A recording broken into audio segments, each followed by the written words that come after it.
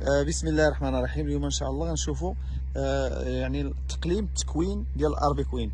احنا عارفين الاربيكوين عندها ثلاثه المراحل فاش كتكون. المرحله الاولى هي التكوين عنده ثلاثه المراحل، يعني كان المرحله الاولى كنكتفي نوقفها على عود واحد. المرحله الثانيه يعني كنشوف يعني الطول ديال الساق ديالها شحال غنخلي فيه. والمرحله الثالثه فين كنبدا نكون الفروع يعني للفوق. دابا غنشوفوا واحد النموذج اللي حي. هنا سي حمزه، هنا مثلا عندي واحد الاربيكوينه نايضه بحال هادي بحال هادي بحال هادي. مثلا هادي خصني نشوف اختيار الساق الرئيسي السي طاهر دائما. الساق الرئيسي السي طاهر راه عنده واحد التجربه في اسبانيا كبيره في التقليب ديال الاربيكوينه، هو اللي غادي يعاوننا الان. واخا يعني الاربيكوينه راه شحال من واحد كيغلط كيزبرها من الفوق. يعني هنا غادي نكونها بهذه الطريقه يعني كنختار الساق الرئيسي اللي غنبني عليه الشجره.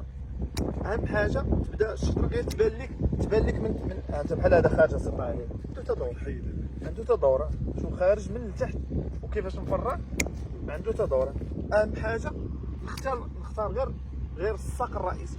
مثلا بحال هذه هي الدعامه راه ضروريه، سيرتو البلايص اللي فيها الريح. شوف ها وحده وها جوج وثلاثه. اذا راه واخا راه ما تبقى فيكش، راه حيد، راه هاني، راه ماشي مشكل، راه داكشي اللي حيدتي راه غادي يتعوض في بلاصه دائما. هنا راه دابا اختاريت الساق الرئيسي هو هذا صافي. الشجره ديالي راه غتمشي بخير على خير. وهادشي راه غير غادي يرجع.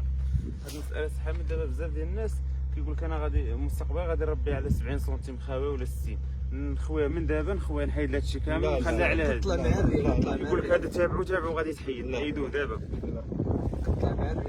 هذا كامل كيمشي كتبقى هذه اللي كطلع كيبقى هنايا مسافه طويله كتبان لك الشجره بحال هكا غير الفوق بحال الحراره. السي حمزه والسي يوسف راه في دوره تكوينيه في قلعه سراغنا. جاو اليوم يشوفوا الزيتون، فقارنوا ما بين قفقيف الصالح وما بين قلعه سراغنا.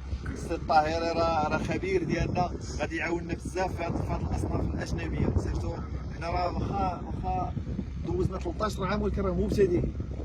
ولكن اهم حاجه اللي بغى يعرف القيمه ديال هذه الشجره هو يمشي لاسبانيا، يدير دورات تكوينيه تما في اسبانيا باش يعرف بزاف ديال الخبايا ديالها، حيت هذوك الناس مشاو بعيد في هذا الصنف هذا.